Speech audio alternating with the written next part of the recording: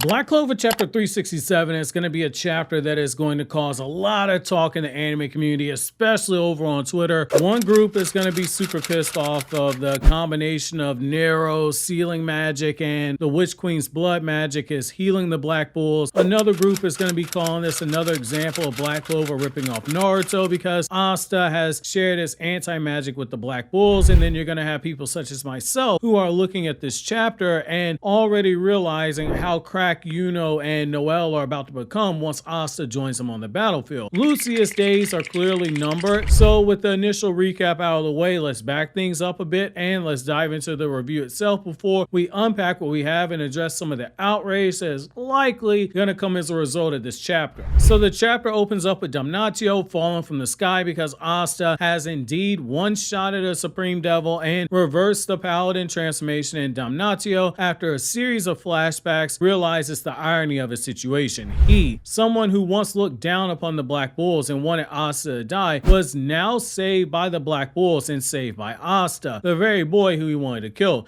To add insult to injury, he has Asta tell him that he's definitely about to wake him up in a bit, and for now he just needs to rest, which speaks volumes to Asta's capacity to forgive, because I won't lie, I'm petty enough that I would have gone scorched earth when it came to Damnatio. However, this was needed for Asta because what this shows is that Damnatio now has a clear contrast between Asta, the boy who he thought was a devil, and the reality of who Asta is as a person, which is someone who is raised in the church and has the capacity for love as well as to forgive to such a degree that it should be inspirational to all of us that are reading this story. The scene then shifts over to Asta checking out the rest of the Black Bulls, and we see the Witch Queen explain to us that Nero's sealing magic was able to keep everyone alive just barely, and she says that she's using her blood magic on the Black Bulls and she's used up all of her power, and we see the Witch Queen is beginning to age in physical appearance right before us, meaning that her mortality is leaving her, and it's then that the Witch Queen tells Vanessa she wants her to become the next Witch Queen for her. But before Vanessa can truly answer, Dorothy states that she's had more than enough fun in her teens and in her 20s and that she should be the one who takes over as the next Witch Queen, which I can kind of understand why Tabata went this route. Now, I will say this, I don't think that we're done with the Witch Queen all the way, I think, because she did see something before she told Asta that she would help them, and between that and Tabata recently hinting that Adramalik has something else that might be in a different plane than Lucius, I think there's a swerve coming. But getting back to the Witch Queen asking Vanessa to be the next Witch Queen and Dorothy stepping in, when we look at Vanessa's origin story, just given the circumstances for how she was brought up, being trapped inside of a cage and only having been out with the rest of the world as a member of the Black Bulls for a short period of time in the grand scheme of her lifespan as it is, she hasn't really had a chance to live yet. But for Dorothy, on the other hand, as she said, she's lived her life, which now explains why Tabata had Dorothy placed here in this spot in the final arc, opposed to her being back in the Clover Kingdom with the rest of the captains that are fighting against the Paladins. Now, the Witch Queen then asks Asta if he has some type of trick in store for the Black Bulls once they're all healed up, and Asta grins as we get a flashback of Ryuya and Asta and Ichika, and we see a glimpse of the additional training that Asta's undergone. And for those you guys who predicted that Asta had something else hidden up his sleeves or that he could actually transfer his anti-magic to others, congratulations, because you are a great prognosticator. That's exactly what was actually the case. Asta, during his training with Ryuya, is told that while it's only a theory, he believes that Asta, due to his training with Zedden, should be able to take his anti-magic to another level, where before he could only really give something else anti-magic power, which Asta confirms with his own internal thoughts about using Yami's katana in the battle against Dante, and Ryuya says that Asta should be able to transfer that anti-magic power to another living person, and his mastery of Zedden should allow him to do so easier. This makes Asta recall the battle in the dungeon where he absorbed Noel's spell with the Demon Dweller sword, and Asta has an aha moment. We then shift over to Asta literally sharing his anti-magic power with the Black Bulls, similar to the spell that Licht used in the Elf Invasion arc, which is a sign that Asta has truly mastered his swords now. And we see the Black Bulls cloaked in anti-magic with Vanessa and Nero in particular looking amazing, especially Vanessa, who went from looking like a whole snack to look like a straight up menu at a restaurant. Good lord, Yami is a better man than me. However, with the recap now being done, let's address some of the big elephants in the room briefly before we unpack the chapter. So I can already see that there are going to be some people calling this a Naruto Clover chapter or a Disney Clover chapter, most likely Naruto Clover, because Asta was sharing his anti-magic with the Black Bulls, and I'm going to strongly disagree for the following reasons. So legend has it, I'm a really big Naruto fan. Like the KRYPTONIAN SAIYAN channel, the one you're watching right now, largely grew because of the Naruto content I did years ago, and I have a whole channel right now called Naruto Explained where I only talk about Naruto and Boruto. So I think I have some room to stand on when I say that I don't think this is a ripoff of Naruto. Could you call this paying homage?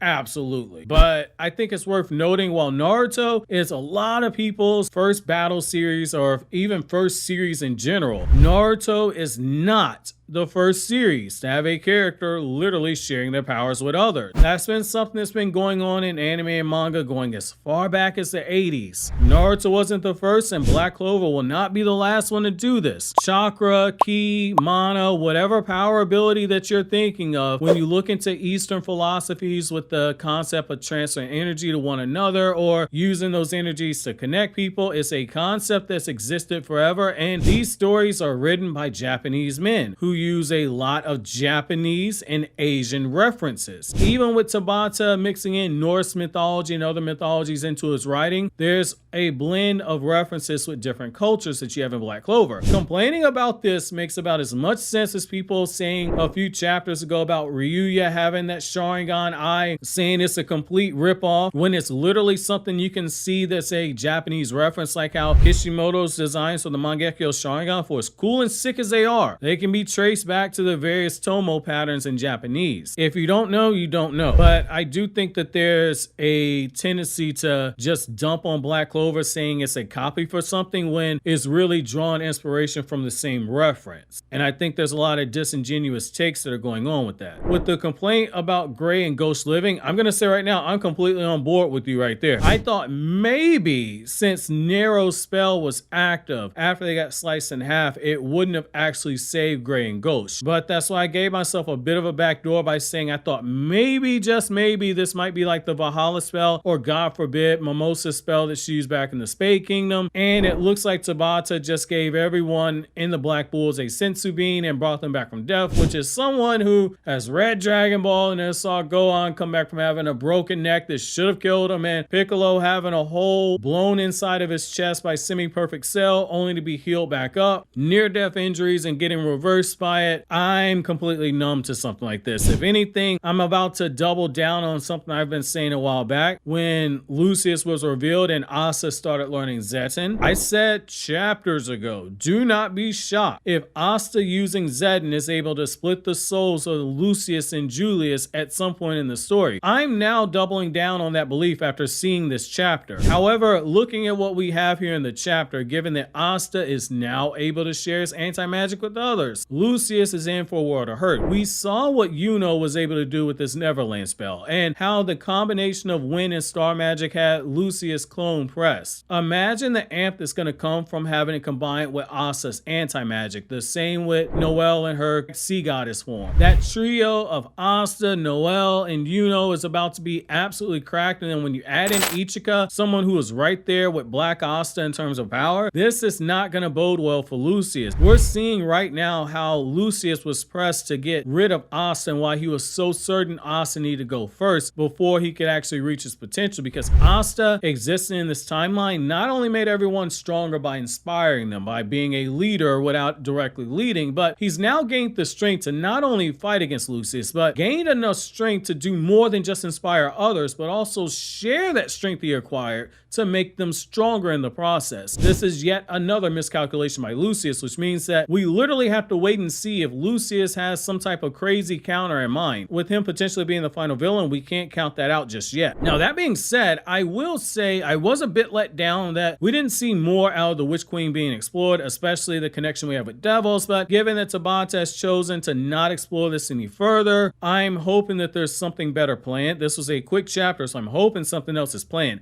Between this this and Ichika not being introduced to Black Bulls, I was a little let down, but I think that at the very least, Ichika is probably going to get introduced to Black Bulls in the next chapter. That's the benefit of this being a weekly series. We don't have to wait long to see. Even though the manga's on break next week, I think that we're probably going to get the answer to that one. Now, I think the other thing to keep in mind from this chapter is that Asta giving the Black Bulls his anti-magic, there's something that Ryuya said that really makes me believe that this is again different from Naruto sharing his chakra with others, and why I'm gonna say for the second time anyone saying this is Naruto Clover because of that, they're being disingenuous. So Ryuya said that the stronger the connection and the stronger the affinity, the better this will work. I think that's a big thing, and I want to liken it to poison and to viruses. So the more you're exposed to something, you develop a natural immunity, or at the very least, you develop a strong resistance towards it. If you get a small bits of poison, you eventually develop some form of immunity to it. The Black Bulls for years have been in close proximity to Asta and his anti-magic. Some have worked directly with Asta using their anti-magic in conjunction with it, which leads me to believe that they might have developed some form of immunity to any effects of anti-magic and